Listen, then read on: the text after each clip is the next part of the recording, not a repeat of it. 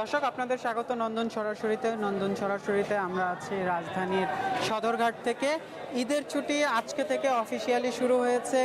বাড়ি ফিরতে শুরু করেছেন, নারীর টানে বাড়ি ফিরতে শুরু করেছেন ঢাকার বাসীরা।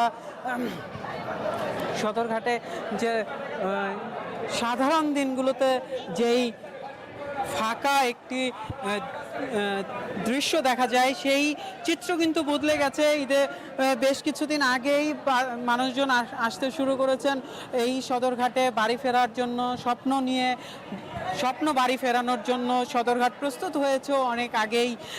আজকে থেকে সব থেকে বেশি যাত্রীরা যাতায়াত করা শুরু করবেন, যেহেতু যে ঈদের সপ্তাহ, সেই ঈদের সপ্তাহটি আজ থেকেই শুরু।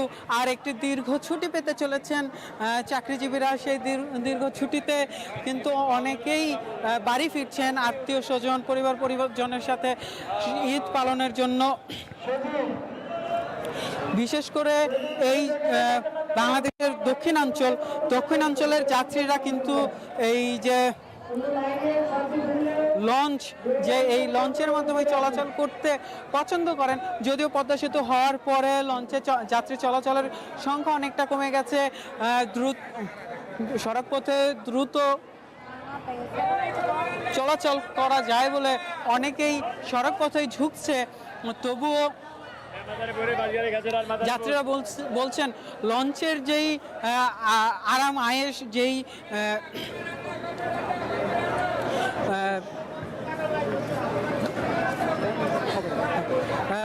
লঞ্চের যে আরাম হয় সেটি কিন্তু বাসে পাওয়া যায় না। তাই এই লঞ্চের দিকেই অনেকে ঝুঁকছে এবং এই যে সদরঘাট, এই সদরঘাটের যে পুরনো জৌলুস, সেটি কিন্তু আজকে আমরা এই মুহূর্তে দেখছি ফিরে এসেছে। যে শিপিং কোম্পানি যেগুলো আছে তারা কিন্তু এই লঞ্চ ঈদ যাত্রাকে কেন্দ্র করে অতিরিক্ত প্রস্তুতি নিয়ে রেখেছেন। এছাড়া আইন শৃঙ্খলা রক্ষাকারী বাহিনী, এই ঘাট কর্তৃপক্ষ সবারই কিন্তু ব্যাপক প্রস্তুতি নেওয়া আছে। এই যে ঈদ যাত্রা, এই ঈদ যাত্রাকে যাত্রীদের জন্য আরামদায়ক ও ভোগান্তি মুক্ত করার জন্য আমরা কথা বলছিলাম ঘাট কর্তৃপক্ষের একজনের সাথে। তিনি আমাদের জানাচ্ছিলেন যে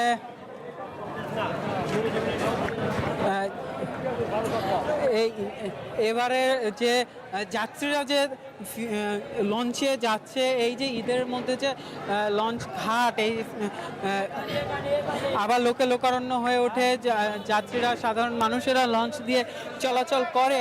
এই ফিরে আসার কারণে সারা বছর যে তাদের ক্ষতি হয়, লঞ্চ কোম্পানিগুলোর যে ক্ষতিগুলো হয়, সেই কোম্পানিগুলোর ক্ষতি অনেকটাই পুষিয়ে ফেলা যাবে। আমরা বিকেলে দেখেছি নৌ পরিবহন উপদেষ্টা এখানে ছিলেন, র্যাবের পক্ষ থেকে বিশেষ নিরাপত্তা ব্যবস্থা গ্রহণ করা হয়েছে। সেনাবাহিনীও কিন্তু কিছুক্ষণ পর আসছে, এসে টহল দিয়ে যাচ্ছে, যেন কোনো ধরনের অপ্রীতিকর পরিস্থিতি তৈরি না হয়, কোনো ধরনের অপ্রীতিকর ঘটনা না ঘটে। তার জন্য কিন্তু আইনশৃঙ্খলা রক্ষাকারী বাহিনীর প্রস্তুতি যেমন আছে, এই যে আমরা যেমন এখানে দেখছি, এই দিকটাতে যদি একটু দেখাই তাহলে এখানে কিন্তু এই যে পুলিশ সদস্যরা আছেন, তারা কিন্তু সার্বক্ষণিকই এই ঘাটে দায়িত্ব পালন করছেন। আমাদের সামনে যে দক্ষিণবঙ্গের অন্যতম বৃহৎ লঞ্চ সুন্দরবন 16, যে রাজকীয়তা, এই যে লঞ্চের এই লঞ্চগুলো দেখলে বোঝা যায় আসলে যাত্রীরা কেন লঞ্চে চলাচল করতে চায়। এই যে লঞ্চটি আমরা দেখছি, এই লঞ্চের যে রাজকীয়তা, সেই রাজকীয়তা থেকেই কিন্তু ধারণা করা যায় যে লঞ্চ যাত্রা কতটুকু আরামদায়ক, কতটুকু স্বস্তিদায়ক। এই যে দক্ষিণবঙ্গের বরিশালের লাইনের যতগুলো বড় বড় শিপিং কোম্পানি আছে, বড় বড় যতগুলো লঞ্চ আছে, সেই লঞ্চ সবগুলো কিন্তুই ঘাটে আসছে, এখান থেকে যাত্রী নিয়ে যাচ্ছে। আমরা ইতিমধ্যে দেখেছি বেশ কিছু লঞ্চ কিন্তু ইতিমধ্যে ঘাট থেকে ছেড়ে চলে গেছে বরিশাল, ভোলা, তারপরে যে বরগুনা জেলা, এই জেলাগুলোর বিভিন্ন ঘাটের উদ্দেশ্যে লঞ্চগুলো ছেড়ে যাচ্ছে এই মুহূর্তে। এই যে আমরা যে সুন্দরবন 16 যে লঞ্চটির সামনে আছি, এই লঞ্চটিতে আমরা কিন্তু দেখছি যে ডেক কিন্তু একেবারেই পরিপূর্ণ, একটু কম খরচে সাশ্রয়ীভাবে আরামদায়কভাবে চলাচল করার জন্য ডেক কিন্তু এই রুটের যাত্রীদের অন্যতম পছন্দ। এছাড়া কেবিন আছে, এছাড়া সোফা ব্যবস্থা আছে, চাইলে কেউ সোফাতে বসেও যেতে পারে। কেবিন আছে, ডবল কেবিন, সিঙ্গেল কেবিন। আর আমি যদি ভুল না করে থাকি তাহলে এই যে সুন্দরবন 16 এই লঞ্চটিতে আরও কিছু ডিলাক্স কেবিন আছে যেগুলো খুবই আরামদায়ক হবে যাত্রীদের জন্য, এমনটা কিন্তু তারা প্রচার করে আসছেন। আমরা দেখছি এই লঞ্চটিতে এই মুহূর্তে যাত্রীরা উঠছেন। আমরা ঘাটের পরিস্থিতি যেমনটা আমরা দেখাচ্ছিলাম, পল্টনের পরিস্থিতি যেমনটা আমরা দেখাচ্ছিলাম, পল্টনে কিন্তু এখনও যাত্রীরা আসছেন, যদিও যারা দক্ষিণবঙ্গের এই লঞ্চে চলাচল করেন তারা কিন্তু সন্ধ্যার আগেই মূলত বিকেল বেলায় ঘাটে চলে আসে এবং তাদের যে লঞ্চগুলো আছে, যেই লঞ্চে তারা চলাচল করবেন সেই লঞ্চগুলোতে তারা উঠে পড়েন। তবুও এখন বেশ রাত হয়েছে,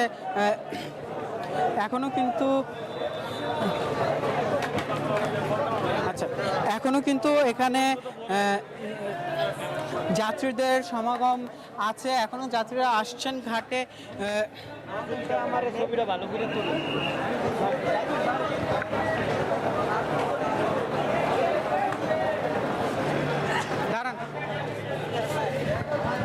ভাই কোথায় যাচ্ছেন? বরিশাল, মেহেন্দিগঞ্জ, পাতারহাট। আচ্ছা, কোন লঞ্চে যাবেন? উলাইন, ফারান, চাইরে। আচ্ছা, বাস রাইখা কেন লঞ্চে? লঞ্চে যাতায়াতের সুবিধা ভালো, এই জন্য। বাসে তো অনেক মানে ঘুরে আসতে হয়, আর ওটা তো গাড়ি নামা যায়, এই জন্য। ঢাকায় কি করেন? ঢাকায় আমি গাড়ি চালাই, প্রাইভেট কার। তাহলে ছুটি নিয়ে গ্রামে ঘুরতে যাচ্ছেন? হ্যাঁ। কতদিনের ছুটিতে যাবেন? এক সপ্তাহ। এক সপ্তাহ? এত কষ্ট করে এক সপ্তাহ থাকলে মন হবে? এক সপ্তাহ তো থাকবো না, 10 দিন থাকবো, 10 থেকে 12 দিন। মন ভরবে? হ্যাঁ, 12 দিনে। আবার 2-3 মাস পরে ছুটি আবার আসবো। এই যে বাড়িতে ঈদ করার আনন্দটা আলাদা কেন, মানে এত কষ্ট করে কেন যাচ্ছে? এই তো ধরেন নারীর টানে বাড়ি ফেরা, এটাই উদ্দেশ্য মূলত। মা বাবা আছে, ছেলে সন্তান আছে। ওকে ভাই, থ্যাংক ইউ।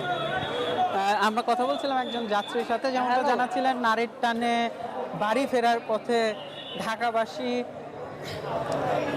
আমরা কিন্তু এই যে যারা এই যে ঢাকা ছেড়ে, শহর ছেড়ে গ্রামে ফিরে যান, তারা যাওয়ার পরে কিন্তু যারা ঢাকাতে থেকে যান তারাও কিন্তু একটা অন্যরকম অনুভূতি, একটা অন্যরকম পরিবেশের দেখা পান ঢাকাতে।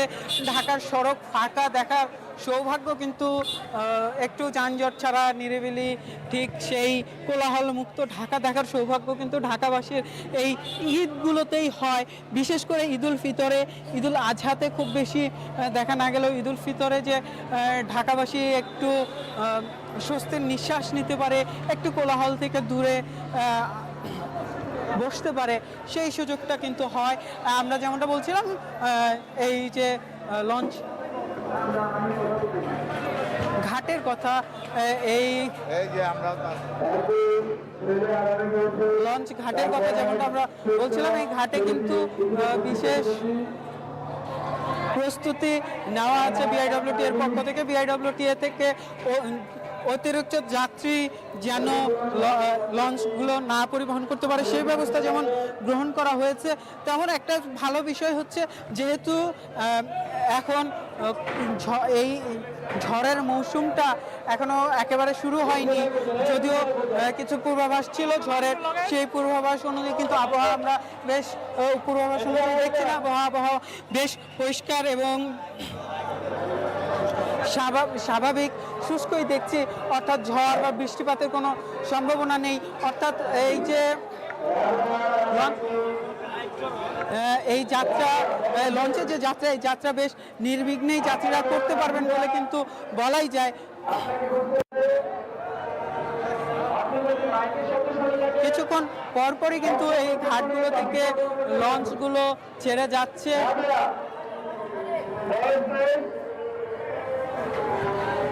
আপনি যদি মাইকের সাথে শুনে থাকেন আপনার কিছুক্ষণ পরপরই কিন্তু এই আপনি 10 নম্বর অঞ্চলে দাবি করে রয়েছে ছেড়ে যাচ্ছে যাত্রীদের নিয়ে। শেষ আগামী 2-1 দিনে যাত্রী আরো বৃদ্ধি পাবে বলে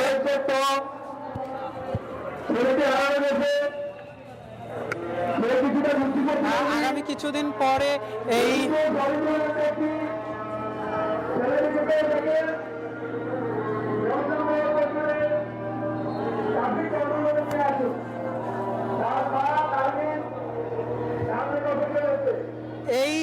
যেমনটা জানাচ্ছিলাম আমরা এই সদরঘাট থেকে ঈদযাত্রা সর্বশেষ কেমন হচ্ছে, এই যে যারা বাড়ি ফিরছেন তাদের যাত্রা সেটি আমরা জানাচ্ছিলাম। আমরা অগ্রিম শুভেচ্ছা জানাইয়ে এই যে সরাসরি সেটি এখানে শেষ করছি। আশা করি নির্বিঘ্নে এই ঢাকাবাসী নারীর টানে বাড়ি ফিরতে পারবেন, এই শুভকামনা জানিয়ে শেষ করছি।